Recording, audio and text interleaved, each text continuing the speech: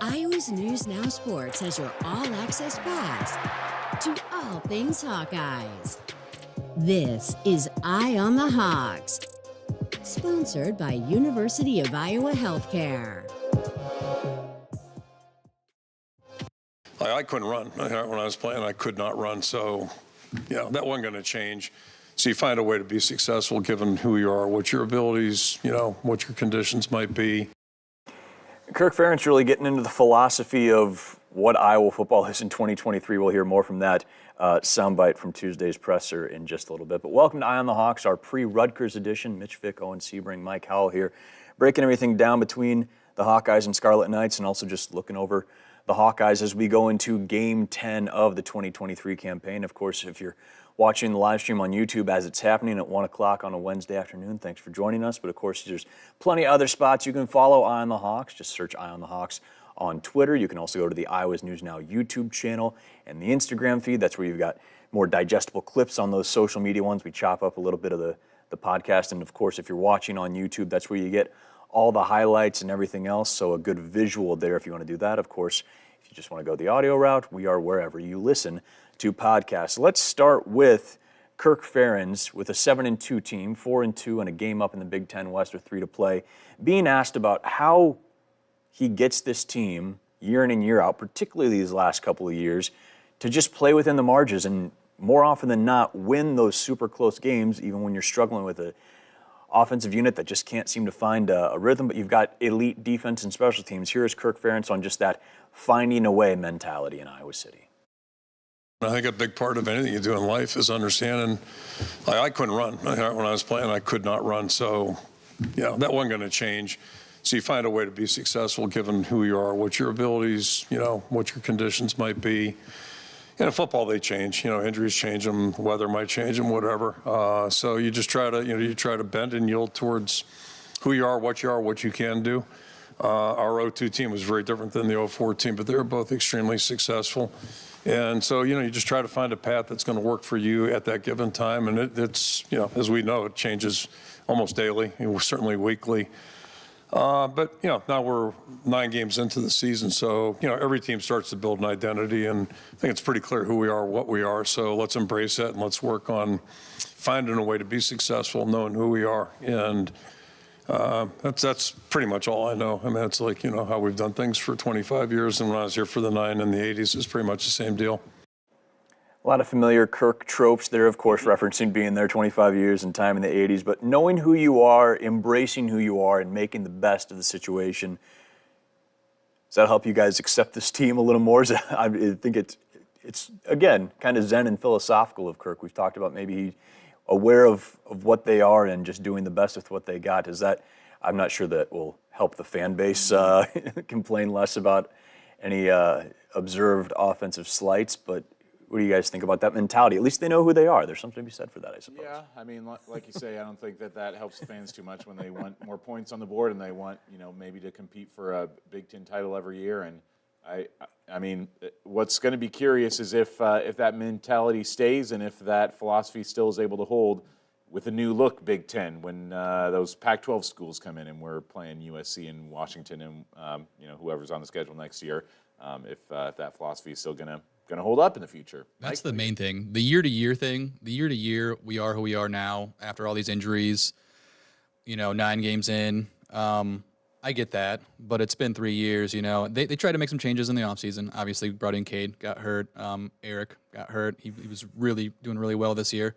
That's the hard pill to swallow is just this defense is ranked like 4th overall in scoring defense, and it's been top 5 for the past 3 years. And with an average offense, I feel like this program could have at least one Big Ten title, or at least contend. And I know they were in it a few years ago, but they didn't really contend in that game.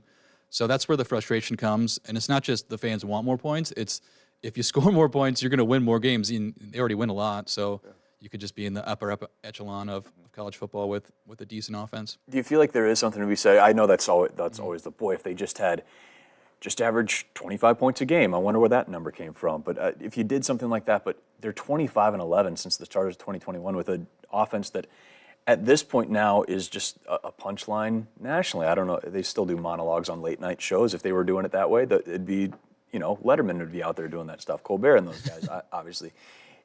Are you almost impressed by that, though? I mean, do you get to a point where you're just like, they don't score points and they're 25-11. They got a shot at 28, 29 wins in a 3-year span when you have an offense that averages, I think, over that span, and it's dropped off over the years, like 260 yards a game. I was joking with friends this week that if I wasn't an Iowa fan, I'd love Iowa football. They're fascinating to me. Because I'm a sicko at heart. Shout out Sickos Committee. And the fact that when I ever watch the games, though, I'm sitting there and I'm like, as an Iowa fan, we need to move the ball. And just the entire Northwestern game, I mean, if you score some points in the first half, you shut the door in the second half, and it's never close as it is in the fourth quarter. There's a lot of games like that where you're like, man, if we just would have punched it in instead of kicking a field goal or made a field goal, even if Drew would have made that one, I'm not blaming him. That's a long field goal. It just leaves a lot to be desired. Yeah. But again, week to week, with all this team has dealt with, I think you have to be impressed with this team at that they're 7-2. But if they're 7-5 since the end of the season, then you're like, what if? Yeah. It's a razor thin margin, and we talk about that with Iowa almost in every position. Even though I'm not an Iowa fan, as it were, I am a UNI fan, and there's some similarities between the programs in some ways, and in that way, I would say that it's sometimes almost frustrating that there is still some success there, because at UNI, I'm like, to be quite frank, I feel like Mark Farley's got to, step aside and make way for somebody else to take over there and do something at UNI. And I feel like, but they're successful just enough to not, fire Farley.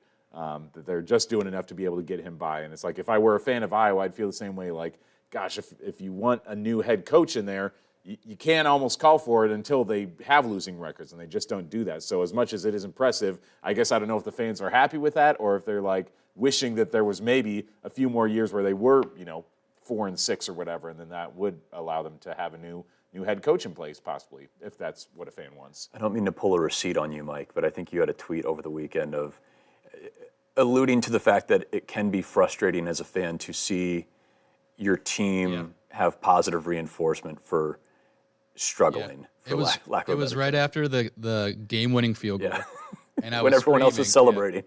I celebrated, and I'm like, and I think I called it stupid football. Like they run the ball into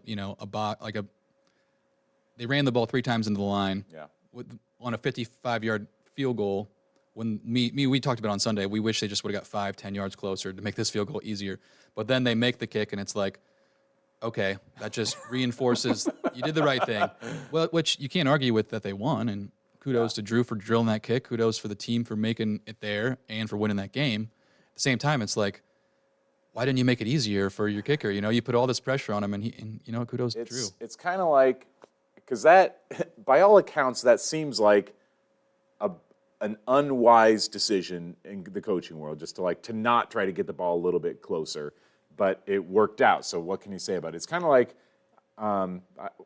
remember when poker was popular? I remember when we watched that on TV. I remember 20 years ago. I would watch poker on TV sometimes, and Phil Hellmuth, like, everybody hated that guy. Poker brat, yeah. He would get mad at people because they would win a hand, but they played it wrong in his mind. They wouldn't play the numbers. Metrics. Yeah, he's very meticulous in percentages and whatnot. And I was a Phil guy. I can kind of relate to that, where it's just like you did it, but you did it wrong.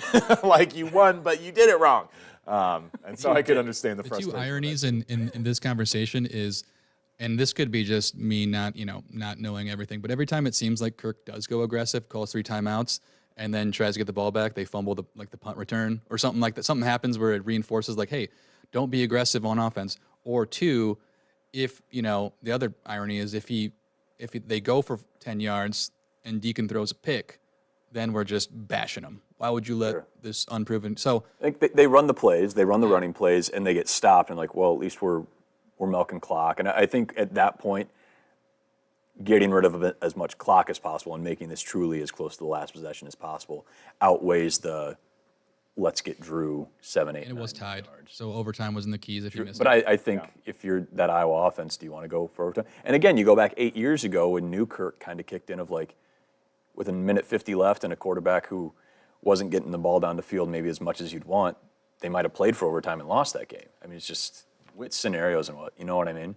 It probably would have been a situation where That just reminded me of the '09 game when Vandenberg, when we had a minute 30 or 40 on the people clock. I mean, it was tough because They kneeled the ball for overtime, and people roasted him because they were like, "Go play for even if it's a redshirt freshman," because James played really well in the horseshoe. no, we kneeled the ball for overtime. Yeah, that's what I mean. Oh, yeah. Like instead of like going down to get points. Yeah, you're trying that's to get the. points. See, you go win a Big Ten title there. I get it, but he was a freshman QB playing his first start. Now we're talking 08, 09. Now, this is Kirk stuff, just continuing to dip back into like 15-year-old games. You guys can maybe tell, when's the last Iowa overtime game they played? That's a good question. I feel like it's been a few years, right? Ball State, 2013. It can't be that. No, they played a Northwestern game in overtime. I was driving up to Lambeau in like 2017 Was or that 18. 17 or 18? Yeah, Yeah. I remember that too. I had just been, That's right. That would have been the last one at Evanston. as that game was slowly inching towards possible overtime at Wrigley Field, I was just trying to think about, like, boy, when's the last time they played, and like just kind of working through scenarios, because I was like, I don't think that Iowa's played in overtime under kind of the new rules where it's like in the third overtime you have to just set up it's just all alternating 2-point conversions basically. Something like that, yeah. And I was like, boy, how does this Iowa team, how do they look in overtime? Because it's like, well, you're in field position to get a field goal possibly, and your defense can stop them from getting in the end zone, I'm sure. So does overtime work in Iowa's favor or against them? Or we haven't had a chance to This is a really see truly that. wild stat. I looked it up. That Northwestern game in 2017 was the last overtime game, and that year they had two. They played Iowa State at Jack Trice. Yeah, For a team that 44-41. plays as yeah. many close games as Iowa does, it's wild that you have to go back 6 years. 6 years for an overtime It game. was the Northwestern game in 2013, not the Ball State one. The Ball State one came like right down to the wire. Rudock found Jake Doozy like with 30 seconds left to beat Ball State at home. That would have been a 10-10 game at overtime too against Northwestern in 2021. there it is. Interesting. Clay Thorson. Wait, no, this one was 7-7. Duh, my bad. Clay Thorson with the go-ahead touchdown in that one. Fun trip down memory lane. A lot of great memories for a lot of Hawkeye fans there. Of course, you talk about maybe the offensive struggles, the defense, no such thing. A drive for the ages, a stand for the ages in Evanston or at Wrigley in Chicago against Northwestern on Saturday. That goal line stand, Jay Higgins certainly a huge part of that. And then on Monday is named a Butkus semifinalist, almost coming full circle considering where he was for last year's Butkus winner. It means a lot. They had me help present the award to Campbell last year, so I was just there for that moment with him and his family and how much he sacrificed to get to that point. And I remember telling myself like I want to do the same thing. And I mean when you're coached by Coach Wallace, when you play for Coach Parker's defense, I feel like any defense award is a realistic thing to try to get here. And I feel like just the support of my teammates. I talk about how much I love my D-line and how Nick and Kyler Fisher have just been helping me. It makes it a lot easier just to go out there and play football. You focus on football and good things happen. And good things have more than happened for Jay Higgins this year. I know you talked to him, Owen, about closing in on possibly a single-season tackles record at Iowa, which it sounds like he does as much as he can to avoid those conversations, despite what his father may text him. Yeah, Roy's out here trying to get in his son's head, sending him tackle leaders all the time. I would have to go through the record books a little bit more, but that tackles record, single-season tackles record, is one of the more impressive ones in Hawkeye history. 72, right? 72. Yeah. Like, there are not a lot of records that go back to the early 1970s that predate Hayden Fry by a lot. 171 tackles in one season apparently is a real difficult challenge. And if Iowa would have to make the Big Ten title game for him to have a chance of that, but if they do make the Big Ten championship game, he would have a very realistic shot at beating that record. I mean, he would need to average 12 a game, which is exactly what he's averaging right now, and he could get there. It started with that Utah State game. He was a captain and the starter, and there was already some talk about, like, okay, like, what do you do to fill in for Jack Campbell or try to take the torch and maintain the standard? And I think that was the storyline coming out of that game, aside from, hey, right off the bat, you score a couple big touchdowns and all that, was Jay Higgins is really, really good. And now, I mean, we're getting to the point, we're probably a month into even mentioning the idea of, like, this kid looks like an All-American. This is a season that, whether or not he breaks the tackles record for a single season, you're talking about one of the greatest defensive performances from a linebacking core that is revered in certainly the Big Ten and college football that Iowa's ever seen. He has just been unbelievable. Yeah, we had a chance to talk with another former linebacker, Ed Miles, for Eye on the Hawks, the television edition this week, and he's a guy that when I asked Ed, as Ed, a guy who played in the NFL, I asked him for guys on this year's Hawkeye team that could play in the NFL. He thought Jay was the first one that came out of his mouth. He said that guy's definitely going to play on Sundays, and a lot of NFL teams have to have picked up on his name this year, just looking and seeing like the amount of tackles this guy gets, the nose for the football, as the cliche goes. He's just flying there every single play. Always around the ball. He's doing things that few guys know how to do, and he's setting himself up for maybe kind of a Josie Jewell type of NFL career where he just goes there. He's just doing the hard work every day and just sticks with the team for, could be a decade plus. Maybe it's because he's an indie guy. I don't know if he grew up a Colts fan at all, but boy. You got to think, right? A little bit of Gary Brackett, maybe just a dude who hangs around the league forever and is just productive, and helped get a ring in Indianapolis. If you're the Colts front office, maybe take a gander at number 34, bring the hometown kid home. I haven't looked at many mock drafts, since we go to pretty much the game every week. I haven't been able to watch that much other college football. So I wonder where he stacks up among the other college football linebackers out there. Is he still? I haven't looked the last couple weeks. Is he still up there, first among Power 5 players? Second. I looked it up. There's a kid from Old Dominion that's averaging like 16 tackles a game. That kid has like 170 It's tackles. like that dude has the record. I don't know how. We're gonna. Also, I just realized Gary Brackett was a walk-on at Rutgers. Oh, Times a flat circle. Wow. But yeah, Jay's been great, and been so great that Nick Jackson, who's been fantastic coming in from Virginia, continuously gets lost in the shuffle. All Nick Jackson had a couple sacks against Northwestern, and just. I was way wrong. 141 for this Old Dominion kid, but that's still almost he's gonna 30 get more 170 than Jay, which is wild. It's pretty crazy. And then, of course, Jay Higgins has had his fantastic year, and Cooper DeJean has just kept doing what he's doing. Had another big punt return get called back against Northwestern, but just continues to be productive there. Talked on Tuesday about actually sitting down over the summer with LeVar Woods, special teams coordinator, and watching some film on another big punt returner from back in the day in Iowa City, and just what he and the rest of that return room were able to take away from watching film on Tim Dwight. This past, right before the season, me and Coach Woods and a couple other returners were watching Tim Dwight. But other than that, I haven't really. You just from watching football on TV, obviously you watch other returners, but that's about it. What do you think of Tim Dwight when you're watching those? He was fast, like really fast. It was cool to watch, just to see how much different it is from back then to now. But he was a great returner. Yeah. Have you met him before? I've never met him. No. What more do you think you can do on offense?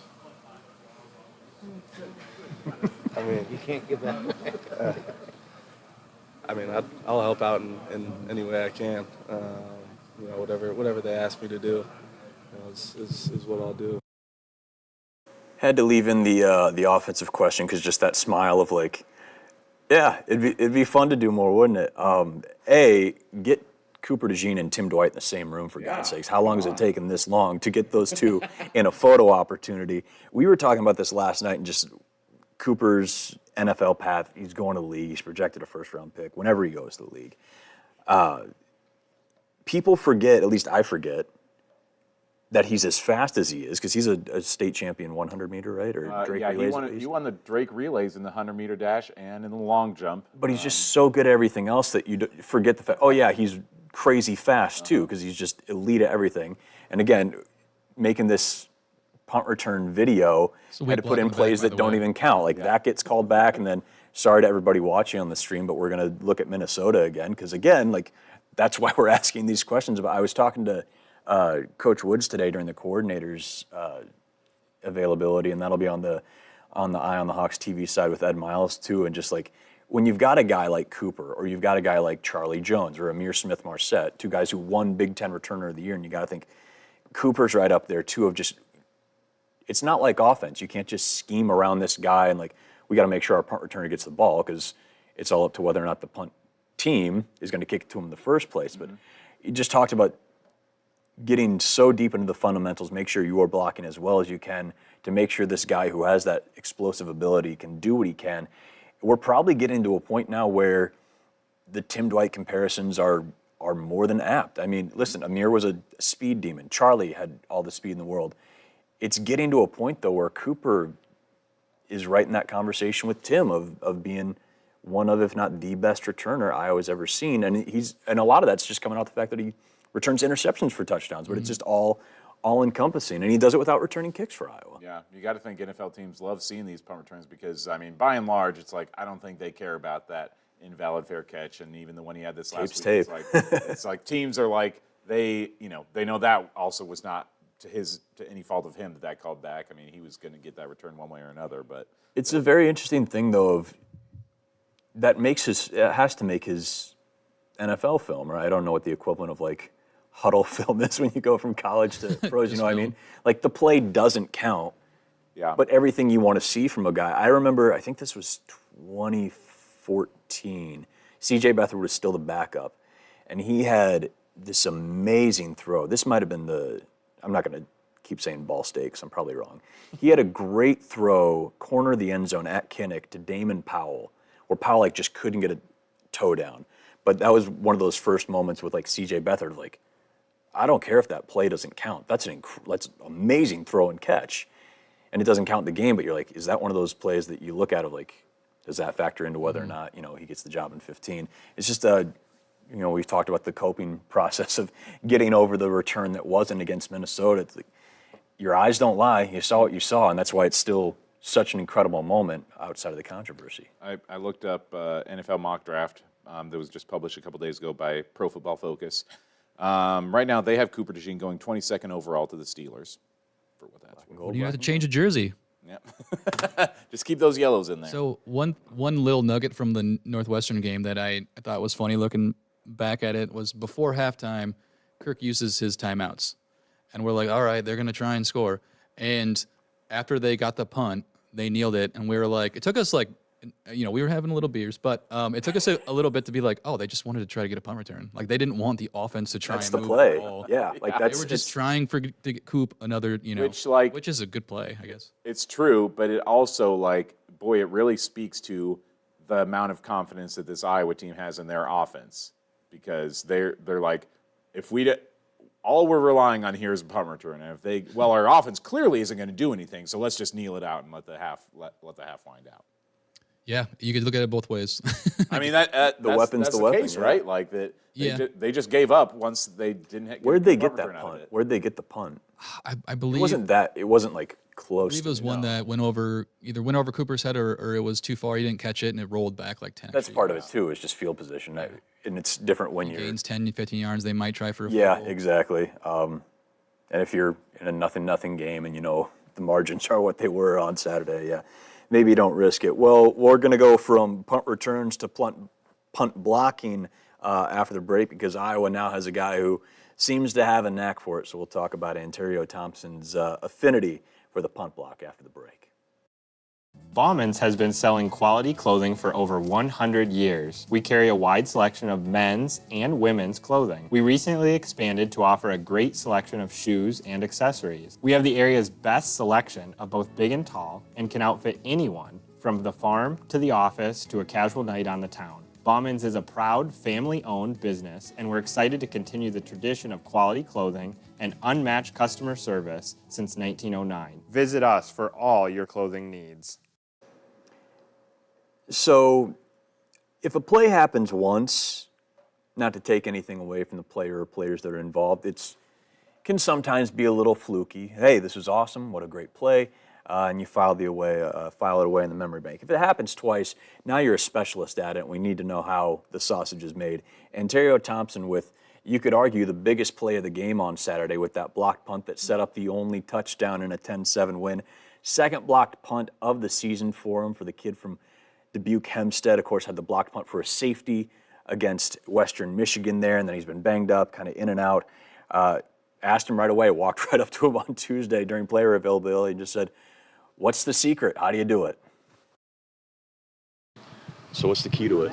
How do you block punts? Oh, man. Just really listening to the coaching. He put me in a spot where he knows it's going to be a soft point.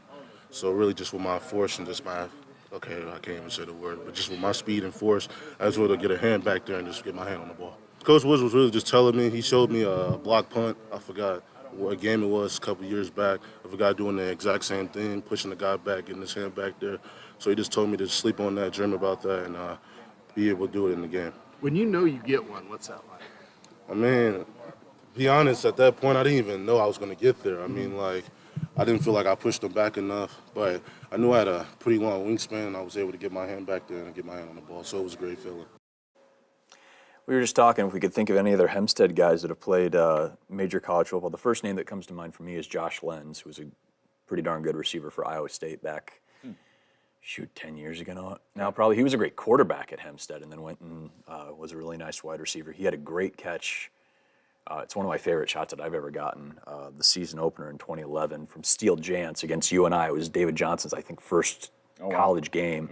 Okay. And Jantz had this crazy rollout, and he hits Lenz. And it's one of those, as a photographer, this is our kind of thing of like when you catch that ball in midair perfectly and get it right into the hands, like that's the good stuff. So that's how I remember Josh Lenz so well. He's one of my favorite shots. But boy, Ontario Thompson, I heard one of the SIDs yesterday kind of say as he was getting ready, because he was out on the practice field for a while, and then we finally got to talk to him of like, yeah, he's a little nervous. I think that was the first time we've had him for player availability. We talked to him after Western.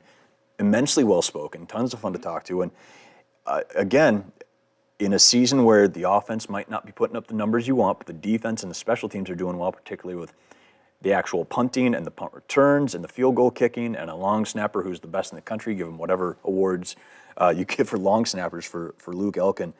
Those plays like that, particularly in that game, as big as anything you're going to have in a season. Yeah, you almost wish that they would rush those guys a little bit more often. And it seems like it always depends on the game. The coaches are scouting the other team's punt game to see if it's worth it or not to try to send those guys. Because there are a lot of games where it doesn't seem like Iowa really puts the pressure on all that much for punts, but when they really do go after it, which they did against Western all game, I mean, they were going after punts, and they were doing the same against Northwestern. When they really go after it, it seems like it's just a matter of time before they get there. He almost had two against Western. LeVar brought that up today, too, of just like, we talked about that. Yeah, you heard Ontario talk about it, too. He's got a wingspan, and I think there's a lot of guys that have talked about that he's probably one of the top 5 most athletic guys in that locker room, which is saying a lot. There's a ton of great athletes, but and it's easy, I think, sometimes to think about those guys in the trenches not being quote-unquote athletic. There are some dudes, and we're going to talk about Gennings Dunker here in a little bit, that are immensely athletic, but because of the position they play, just have to pack on pounds in some pretty wild ways, as we'll hear from Gennings in a bit. But, Ontario Thompson, again, has been trying to get out on the field as much as he can and stay healthy. But, when he's out there, he can show, especially on a unit that's as good as any in the country on the special team side. He can make an impact. I think it should give Hawkeye fans some excitement for if he came here as a D tackle, like that's what he's supposed to be. If he actually gets to the point where he is a true D tackle and gets to play on the defensive line a lot, he could be getting to the quarterback. These plays we're seeing on punt team, he could be getting in there and getting sacks, piling those up. Is he a junior? I believe so. So, yeah, that's what I was wondering in the back of my head when you see him get those push off the line, and he's blocked 2 punts, almost 3 now. You're thinking maybe next year when you have a few, maybe openings in the D line, he could be an athlete that could really come in and make a big difference. He's a sophomore. Yeah, sophomore. Okay. Sophomore out of Iowa Western. Spent 1 year there. And again, I think it was after the Western game when he was at the podium, kind of shared his story. And again, for a guy who sounded like maybe was nervous about talking yesterday, he was very open and honest about, during his time at Iowa Western, really got focused on his academics, got things right. And again, talk about a dude who we haven't seen a ton of, but boy, when he gets the opportunity to make an impact, 54 is doing his thing. Let's turn now to the foe at hand on Saturday, 2:30 kickoff at Kinnick Stadium, game on BTN. First game on BTN since the Western Michigan game, I believe. But the Rutgers Scarlet Knights coming to town, 6-3 in 2023, 3-3 in the Big Ten. Gave Ohio State a scare on Saturday, and a big reason they were able to do that is the man who leads the Big Ten in rushing, Kyle Monagai, 903 rush yards. That is good enough to make him the only player in the Big Ten who's averaging 100 yards a game. And you think about the stable of running backs all across the league, that's saying something. Sean Green famously, I think he's the only running back in Iowa history who averaged 100 yards or hit 100 yards every single game. Maybe there's been guys that have averaged, but that was what a wild, again, we're dipping back to games 15 years later. This is an immensely impressive stat. We talk about Iowa and their ability to limit the big plays. Iowa leads the country with 12 plays this season of 20 yards or more allowed on defense. Second place is Rutgers, just 17 plays allowed of 20 yards or more. Rutgers, obviously one of the newer members of the Big Ten. I didn't realize this until I looked it up. This is the first time they've played back-to-back games against each other. They played in 2016, played in 2019, and then, of course, we're in Piscataway last year. I think 27-10 was the final there. First time they've ever played back-to-back years as Rutgers makes their way, Greg Schiano and company, to Iowa City. So they passed the eyeball test. We talked about them in that season opener, which was their conference opener against Northwestern, where Gavin Wimsatt and that offense, they play a lot like Minnesota. They play a little bit like Iowa, too, of just we're going to run the ball, we're going to control the clock. Their time of possession is nuts, and that's what they want to do. I mean, it's a bit of a mirror situation as Iowa tries to do the same as well. These two stats, I would say, still work incredibly in Iowa's favor because this reminds me a lot of the Wisconsin game going in where they had a great running back and obviously still do, but Iowa bottled them up. Iowa's defense is good enough that it's like no matter who you bring to the table, Iowa's defense is probably going to contain them for the most part. And yeah, they give up not very many big plays. Well, Iowa doesn't run big plays, so who cares? They're not going to give up any of this game anyway. Iowa's not going to get any of them. The one thing I'm worried about, and Monaguy's a guy. I was watching that first half. Yeah. He's a lot like I asked Kyler. He reminds me a lot of Nate Carter from MSU. Just dudes who just pop you. The one thing that is concerning, just given the early season, the one part of the Iowa defense that looked like concerning was running the read option. I think with Wimsatt and Monagai, I venture to think they saw that on tape and they might run a bit of that. And hopefully Iowa, prepares for that because Wimsatt can run with the ball. And he's got like an 80-yard touchdown run this year. Yeah. I mean, he runs, and I don't think his completion percentage is over 50%. Again, we've rode the roller coaster of completion percentage and what it means, and got existential with it this year. But yeah, I mean, he's a guy who he's a run first dude. He can throw it a little bit, and they've got weapons on the outside as well that are kind of go as he goes, as you'd expect. But yeah, we've seen over the years Iowa against particularly mobile quarterbacks can sometimes can struggle with that. But again, we haven't seen this defense struggle against many scenarios at all. Their defense isn't that bad either. I know they got blown out by Ohio State after a tough first half, and then Michigan earlier in the season, where it was close in the first half too. It wasn't as close as the final score at the end, but in the first half it was, if I remember correctly, it was kind of a game. Their defense, I think, that's where we come in the offense. Iowa offense comes into play. It's just how are they going to move the ball if it's not through a turnover or a big special teams play, which is what they rely on. But their rushing defense is pretty good. They're solid, yeah. I think they're probably a lot similar to Iowa's defense in the sense of there's that line of attrition where I know for Iowa typically it's about 60 plays. If the defense is out there more than 60 plays and you're like midway through the third, okay, things are going to start going sideways quick. And you saw it at Penn State. They were just out there so much that this game that felt more like 17-0 and 17-0 kind of shut the door on everything. Now you get two more scores and 31-0 looks like it was. I mean, it wasn't a fun game for anybody on either side, but I think they've kept both Ohio State and Michigan, and Ohio State scored late to cover, much to some people's chagrin here on this. But I think they kept both games within 3 touchdowns, which, again, against Michigan and Ohio State right now, it's about all you can really ask for. Final was 31-7 against Michigan, but it was like, I think, 14 or 21-7 at half.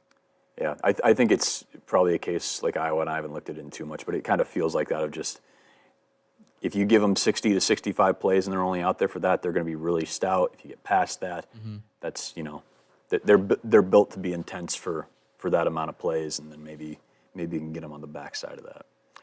So we'll see what happens with Rutgers, but before we get into our Big Ten picks and everything, obviously we got to keep an eye on the offensive line for Iowa. 4 offensive linemen went out with injuries of some kind or another against Northwestern. Sounds like Bo Stevens out. Obviously got carted off the field there at Wrigley.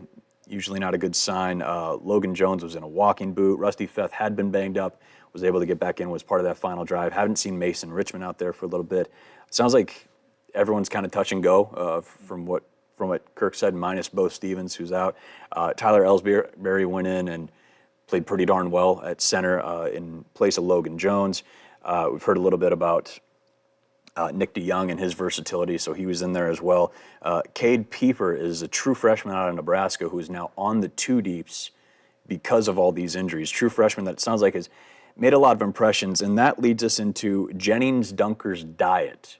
Because while he was being asked about Cade Pieper, it was brought up like, well, he's listed at 255. What's his real weight? He's like, oh, it's like 285 now. He's been carbing up, as Gennings said, which then got into, well, Gennings, who was apparently like 340 in camp and has gotten down to like 329 as his target weight, people started asking questions about how in the world do you deal with the weight, add, subtract, whatever, and Gennings Dunker can put food away, you guys.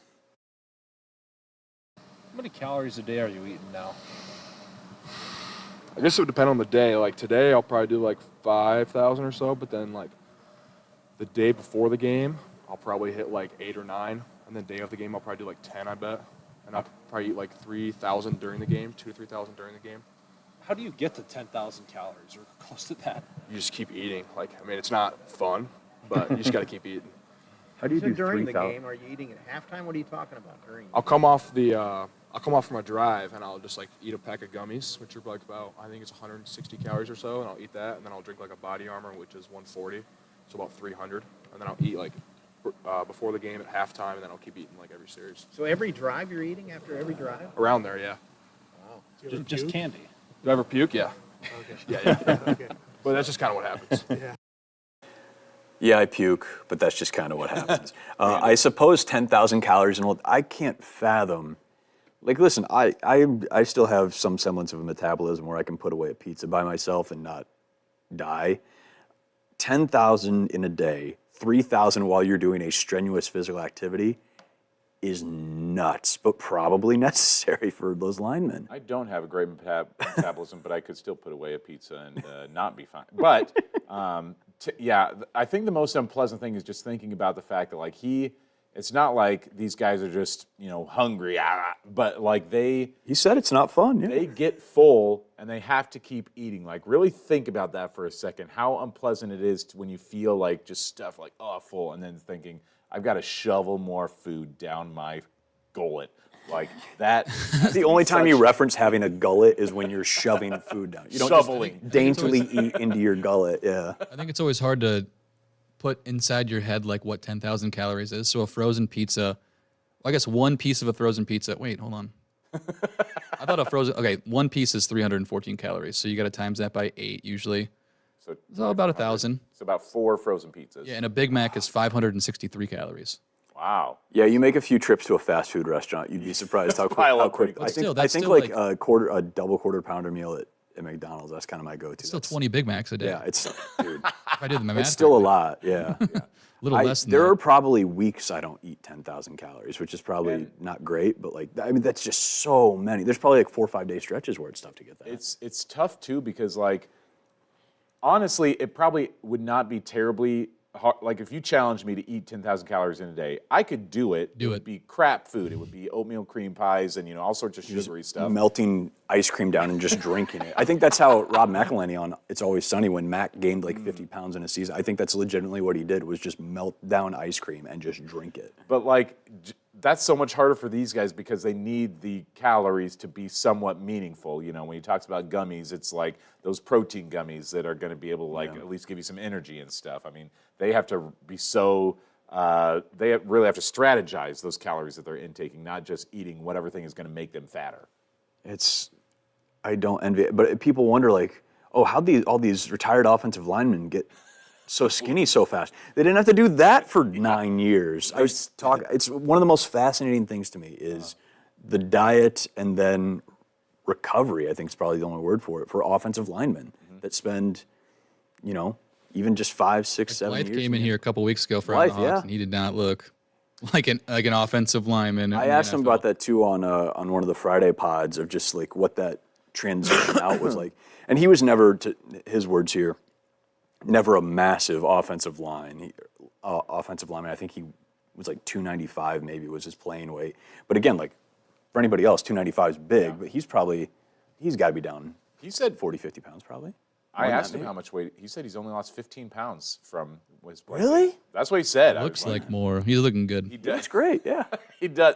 I was Dude's running around with the kids now. It's I great. was like, either you're wrong or you were a thin NFL offensive lineman or something, because, yeah, he did not look like if you just put on 15 more pounds, he'd be playing in the NFL. Yeah, it's wild. Yeah, to see, it's still stark to see Marshall Yanda, and he's been out of the league for a few years, but he, like, in 6 months, just started biking and stopped eating 10,000 calories a day. And, man, it's wild to think about. And it just reminds you of how difficult that has to be to sustain. I mean, you heard Gennings there, like, yeah, you puke sometimes. And it reminds me of, and I think maybe it's because he has red hair, and Jessamine Smith, who was an Iowa wrestler 20 years ago, did too. There was an ESPN series before 30 for 30. It was called The Season, and they would follow just a random team around for basically a whole year, and then they would do like these 6-part series. I think it's still on YouTube if you look up The Season Iowa Wrestling. But Jessamine Smith famously in that, like in the middle of a tournament or something, just like went over to a garbage can and like puked, and then like just clapped and was like ready to go. Like he almost needed to. It was a puke and rally, just not in the way that some people collegiately may frame it sometimes. Just to close out the O-line conversation, it was interesting hearing about the Pieper kid that's going to be playing O-line, because he went to Norfolk Catholic High School from Nebraska, a program I have some familiarity with from my days covering sports over in Sioux City. They were in our viewing area. Norfolk Catholic has like the absolute most legendary high school football program in the state of Nebraska. Their coach, Jeff Beller, has 400 plus, like the all-time record by a mile of amount of wins for a high school coach in Nebraska. They win state titles. You know, they average a state title like once every 3 years, if not more. And so getting a kid from there to flip from Nebraska, not that he committed, but just like to get him to get a kid out of Nebraska is impressive. I was thinking he must be the brother of this other kid that I covered over there. There's an Ethan Piper that plays for them, but his name is spelled different, that also went to Norfolk Catholic. So no relation, but those kids love going down and playing for the Huskers when they get a chance to. So I'm excited to see what that kid can bring in a couple of years. Yeah, anytime you get a true freshman on the two deeps, whether or not it's injuries at Iowa, a place that builds those offensive linemen, that says something about them. Got anything, Mike? Yeah, no, I was going to get ready for the ad break, but no, I was just going to make, if I wasn't going to speak, I was going to say he's peeping the two deeps, and you guys would have booed me.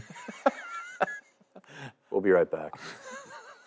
Better sleep means better morning. Start your morning waking up on a Restonic mattress. At Corcoran Furniture, we are Delaware County's largest Restonic mattress dealer. We have great prices on Ashley Furniture and the largest selection of Restonic mattresses, featuring the Marvelous Middle, giving you more support where you need it so you can sleep soundly. And it's made for you right here in Iowa. So if it's a crossword, coffee, or the morning news, let Corcoran Furniture help you start your morning off right. Visit Corcoran Furniture in Manchester or shop online at CorcoranFurnitureManchester.com. All right, let's peep these picks now. Always my favorite part of the week. I don't know what you guys think, but boy, it's so fun to. No, it's fun today. Sunday, it's not great. Yeah, have your failures thrown back in your face over and over. This is going to be a fun week. There's some fun matchups here, and it starts with probably the game of the week in college football, where Penn State's entire Big Ten East hopes are on the line here. This is an 11 a.m. kick on Fox. Number 3 Michigan, a 5.5-point favorite against number 10 Penn State. It's in Happy Valley. If Penn State wins this, they still have a chance to win the East and go to Indy, but they got to take care of business. They had a really nice bounce back last week after that loss in Ohio State. They just went and manhandled Maryland and looked really, really good. Penn State was kind of painted as a team that didn't totally go explosive all the time. They hung 50 on the Terps, so they're doing something. So who we got here as the Wolverines try to run it to 10-0. Two teams with a lot to prove. Michigan, sure. This is their toughest game of the year by far. Yeah. They're rallying around the scandal going around with Connor Stallions and Jim Harbaugh. And can you guys call me Mike Stallions from now on? No. Okay. Moving on. Penn State, I mean, how many years has it been since they beat Penn State or Ohio State? Like, they desperate for this win. Was it Ed Miles' take for the game? Yeah, I probably shouldn't say it. But he said, like, if it's a night game, he would love Penn State. Sure. It's not. It's 11. It's big noon kickoff on Fox 28, guys. So you're going to want to watch that. I think Michigan covers. I think they're one of the best teams in the country. So. Yep. first off, a question: has Blake Corum, has he been healthy all year? I'm a little surprised that he hasn't been higher in his yardage. He's only got 600. I think it's because he probably only plays like a half a game. Yeah, they You blow know out what I mean? I almost think that's a big everyone. part of it. Yeah. I don't know. Well, I shouldn't say this because I saw it on Twitter. But apparently, him and Connor Stallings like Kimono business. Yeah, he came out and talked about that. He's like, he I have did? I have no idea why he's on that. Like Blake Corum said that. Blake Corum said, yeah, he's like, I don't wow. have anything to do with that. I'm talking to my lawyers. Blake Corum has lawyers. It was like, we're getting that figured out. I shouldn't Wild. scoff at that. I mean, they have NIL deals. I'm sure they Yeah. need legal representation. It's just the world we live in. I'm a little in the same. Somebody pointed out how much chaos it'll provide if Penn State beats Michigan and then Michigan beats Ohio State. And I'm kind of hoping that happens now, just to see like what would Penn State would go to the in the Big East. Would they? Would it be? Yeah, because it would be. Wouldn't it be the highest ranked team? I think they would have the tiebreak because Ohio State would have. It'd be a 3-way tie. Oh yeah, it would be. Ohio State's got to lose another game. Yeah. So I don't know.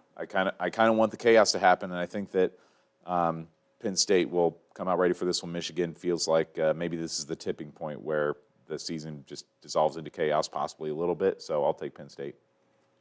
I'm going to take Penn State too.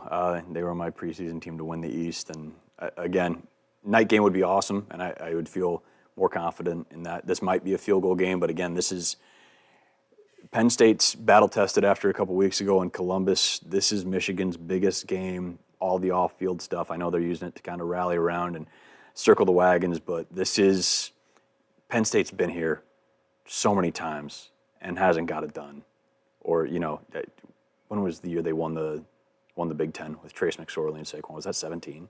17 or 18. Already? Yeah, boy. They're coming back. Penn State plus the 5. Also kicking off at 11 o'clock on BTN, Indiana going to Illinois. Illinois coming off that big win at Minnesota with a backup quarterback slinging it there at the end.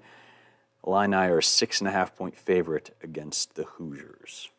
Don't look now. Indiana's had a couple good weeks in a row. They gave Penn State a battle. Great win last week. And they beat Wisconsin at home.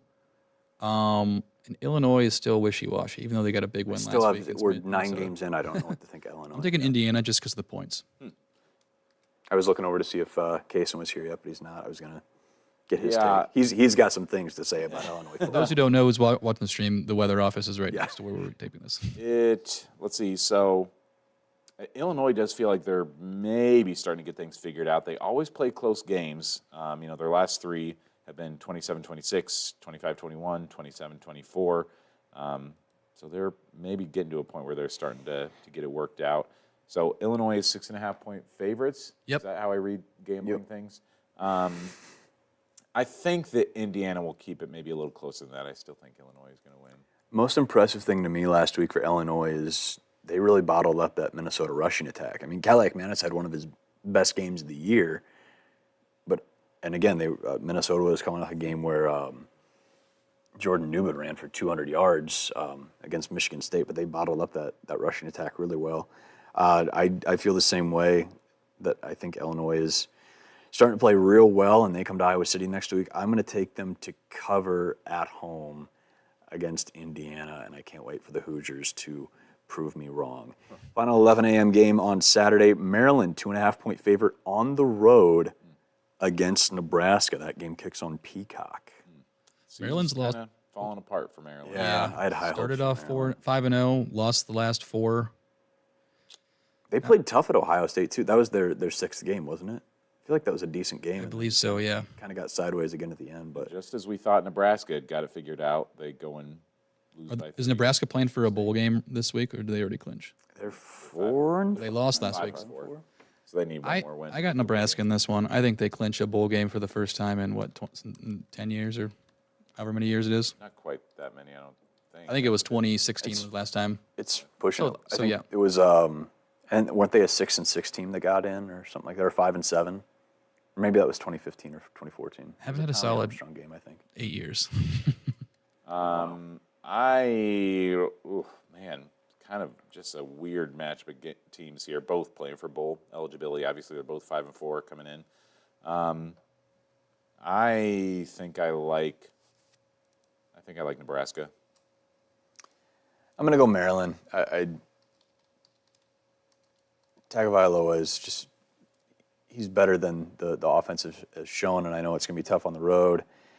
But Yeah, I think Maryland will try to make this a shootout, and I don't think that's the style that Nebraska can keep up with. Again, they're kind of a ground and pound, so I think Maryland maybe goes out and tries to right the ship well, and maybe it's one of those, we've got beaten up in the East, and now we come to the West and exert some authority there. We go back to the Big Ten West, though, at Purdue, 2:30 kick on NBC. The Boilermakers a 1-point home favorite against Minnesota. Again, the Gophers dropping that game at home late against Illinois last week. I'm actually surprised to see Purdue as a favorite in this game when they're just 2-7 and Minnesota's 5-4. But man, Purdue has really had to play a tough schedule this season. Even though they have 2 wins, their losses are to Fresno, who I think they're still good, right? Fresno's good. Syracuse, I guess I don't know what the Qs are doing right now, but they started off the year okay. Then it's Wisconsin, Iowa, Ohio State, Nebraska, and Michigan. So I think that Purdue, these last few games could, they're not going to make a bowl game no matter what, but I think they could finish strong. So I think I like Purdue to win. I'm going to go Minnesota. I think Purdue, just one of probably the bottom team in the Big Ten West. I mean, they're 7th right now. I think Minnesota bounces back. I was surprised last week that they lost, to be quite frank, and I think they're going to handle Purdue on the road. Yeah, I think they'll bounce back well, too. Get back to the ground game a little bit. And we'll take the Gophers to cover plus the 1, which is essentially taking the Gophers to win. Northwestern, coming off the loss to Iowa, goes to Madison now. 2:30 kick on FS1. The Badgers are a 10-point home favorite over Northwestern. Yeah, Badgers 10+. Really? Yeah, I think so. I'm going that too. Even though they kept it close with Iowa, I don't think Northwestern's a very good football team. I think they keep it within a touchdown. I'll take North. That's what Iowa does, and I think we've talked about this a little bit. They make everybody play that style, and I think, and maybe from maybe a betting perspective or just a perspective in general, makes you undervalue the team that they beat or they win sloppily or whatever. You know what I mean? Like, it's just it's that style of game that then they can go out and be like, oh, Northwestern hangs 30 on Wisconsin all of a sudden after, scraping and clawing to get 1 touchdown with 1:50 left. So I'll take Northwestern to cover and can't wait to Northwestern plus 10, I believe, Mike. Whoops. Sorry. Got to audit you on your Excel sheet. Michigan State finally coming off their first Big Ten win of the season. Your reward, go to Columbus and be a 31.5-point dog to the #1 team in the country. Ohio State hosting Sparty, 6:30 p.m. on NBC. This one's interesting, and the last time I trusted Michigan State to cover a 32-point spread, I got burned. It's not really that interesting, just the spread is massive. It's just, for a Big Ten game. This is usually a spread that you see when Ohio State's playing like Cream Puff U. But I think that Ohio winning their division somehow. Ohio State is going to cover this, just like Michigan did a few weeks ago. I'm bound to agree. Yeah, I think Ohio State will win by a lot. Michigan State plus 31.5. Oh, okay. Taking some swings. They can keep it within 28, right? They didn't against Michigan. It was like 48-0. There's another week Guys? where Mitch is just trying to make up some ground. Guys? He's the contrarian for a lot of our picks this week. Yeah. Making it up, baby. They're really good. Could be the week. Hey, they showed enough against. That's a nice win for Michigan State. It is. Give Sparty a little credit. They can maybe keep it close. And then finally, we head to Iowa City. 2:30 kick on BTN. Rutgers at number 22 Iowa.